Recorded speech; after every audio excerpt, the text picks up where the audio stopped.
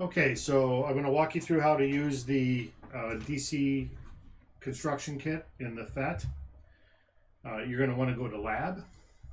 So if we click on the Lab button, you'll see a workspace that looks like this. So this blue area is your workspace.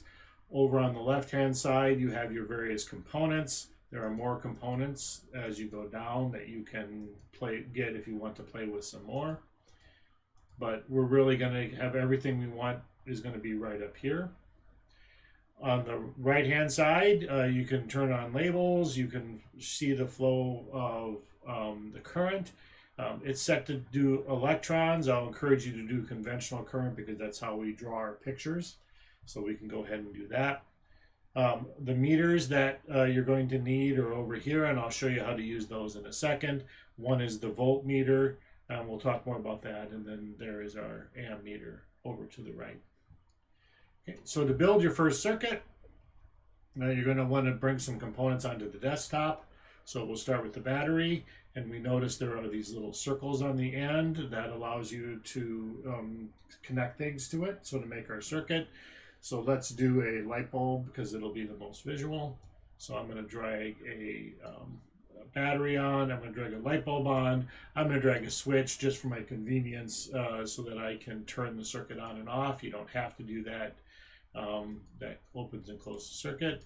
If you want, you can rotate these just for a little bit of convenience. Okay.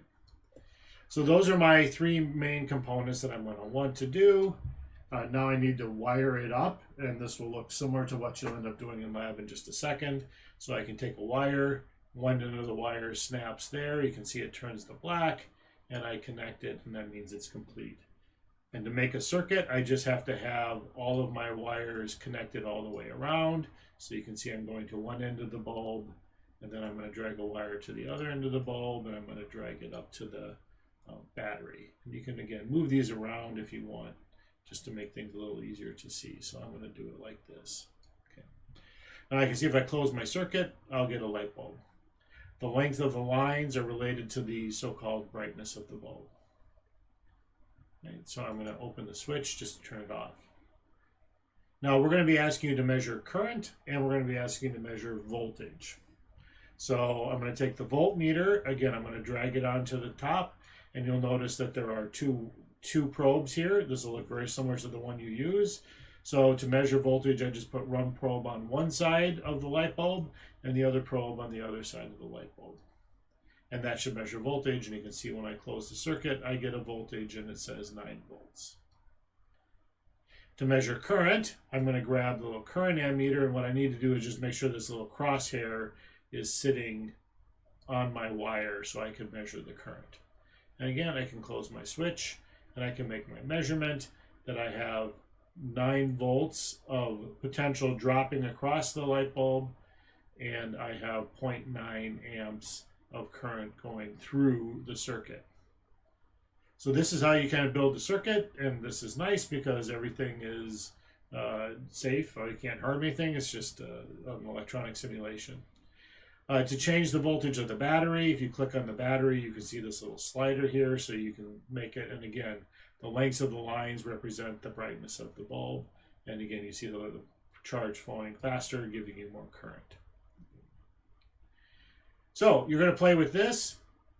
If you want to replace an element, you can just click on it, and you can hit the trash, and it will get rid of it.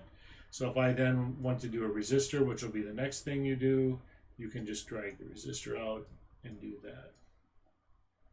If I wanted to, say, do a couple of bulbs in series, and again, we'll talk about series and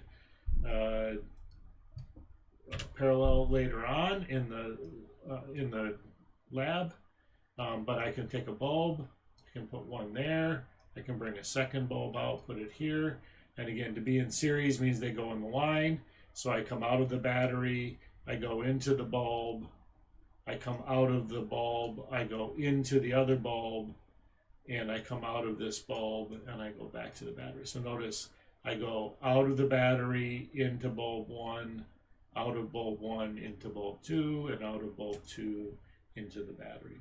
And again, if I wanted to measure the voltage across bulb 1, I'd put the probe one side on 1, and on the other.